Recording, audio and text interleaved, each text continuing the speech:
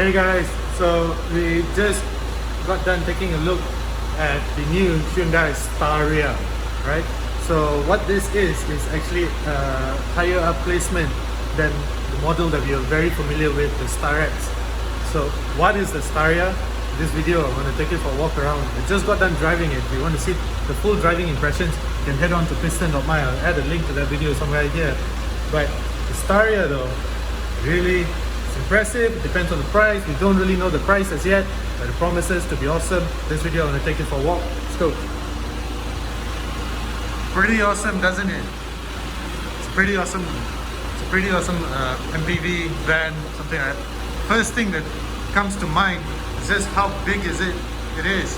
It's a massive car. Let's start from the front. Actually, it's a very unusual design, right?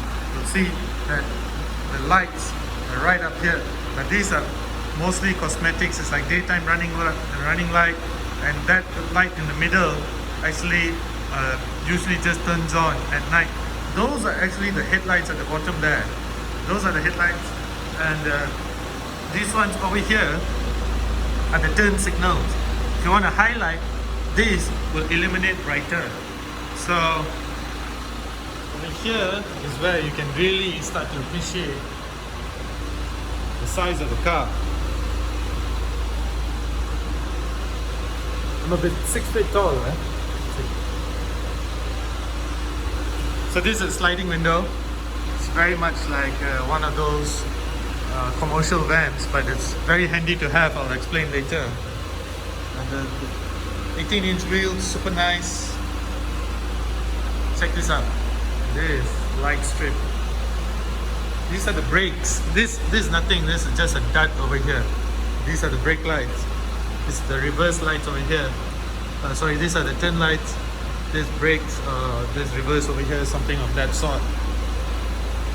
So this is the brand Staria, and I imagine a lot of Satria jokes will be coming from Malaysians. But as you can see from the back, it's actually quite a big car. It's almost reminiscent of one of those old Mercedes Vitos, but of course it's completely different. And you notice a very clean design over here. Usually with MPVs you get the wiper there, and why do you get a clean design is because the wiper is actually placed up here. So that's very cool. And then notice how big this door is. It's a big door. And the cool thing about this door is that it has comfort access. So you can, if you have the key in your pocket, all you have to do is stand behind the van and for 3 seconds, and it will automatically open. And likewise, if you walk away, it will automatically close as well. So you only need to have the key in your pocket. Massive amount of space in here.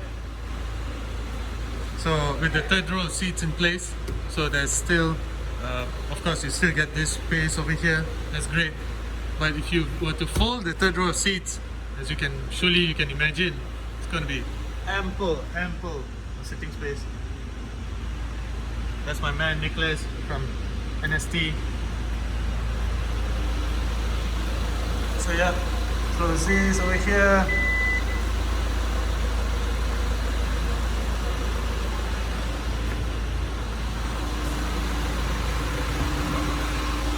Sorry? You can see all the lights. It's really cool, right? The interior is super nice. So I'm just gonna close this.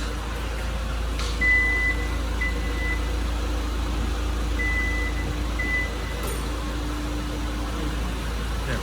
So inside, let's start with the second row seats, and we go on to the third row seats. As you can see, seats look amazing, and they're equally as amazing to sit on. Headrest is plush as hell. Very cool. You get, thank you. You get all these controls over here, and if you press this, press and hold. So what happens is the seat reclines to about 120 degrees. So this is the ultimate comfort mode. So you press this button then, and it comes back to the regular sitting position. Unfortunately, you still have to use these levers over here to push backwards.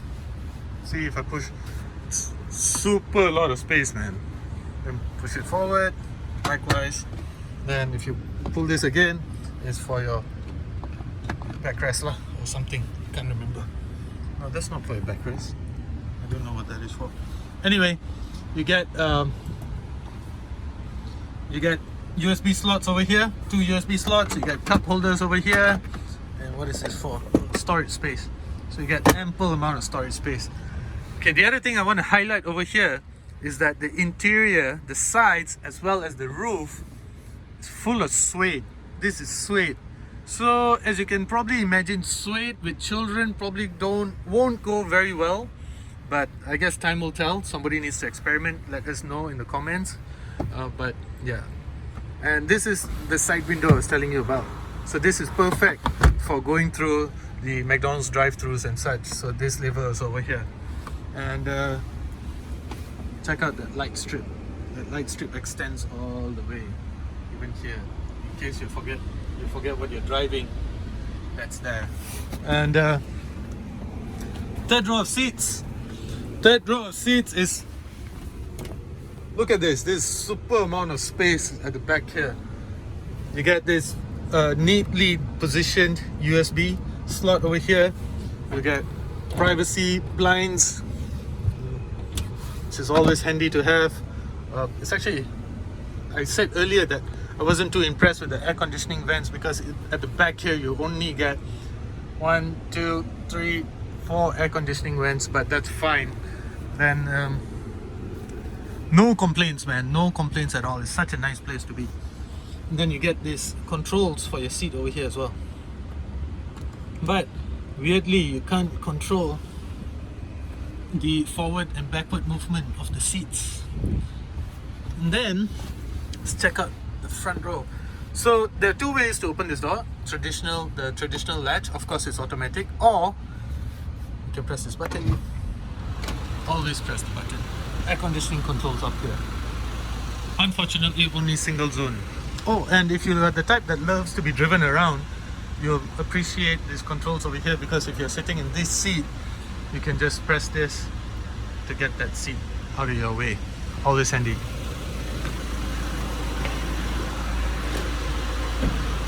Now, the Staria is powered by a 2.2 litre engine producing over 170 horsepower and about 475 Newton meters of torque, something of that range. So power is of course not the greatest lah. 0 to 100 is also above 12 seconds, but that's not what power.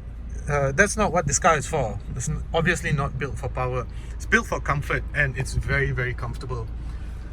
8-inch screen over here. There's a 10-inch screen in Korea, but we get the 8-inch screen because I don't know why. So touchscreen, wireless Apple CarPlay. You get drive modes. So you get normal, eco, sport. So that's great.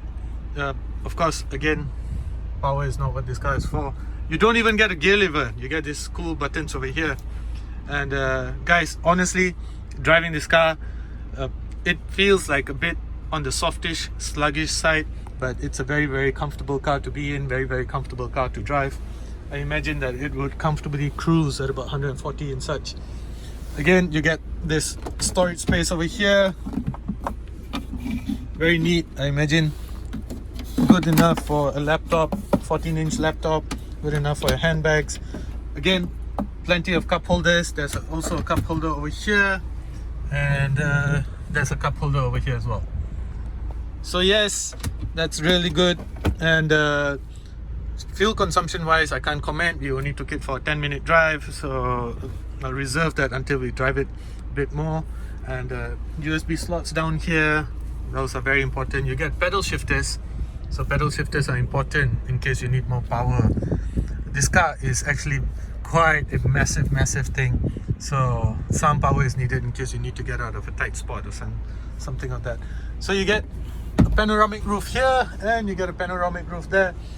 And the other thing that I would want to bring your attention to is just the amount of glass in this car. This is going to be a very expensive car to tint, but the amount of glass in here creates a sense of spaciousness. So that's that's brilliant. I just shut it down and there's this orchestra playing. So quite a cool design for the steering wheel, and controls are here. Quality is really nice, there's no doubt. This suede though, time will tell how it feels, but I like suede because I have sweaty palms, but that also means that it might be stained. Again, time will tell. And so today's the 25th.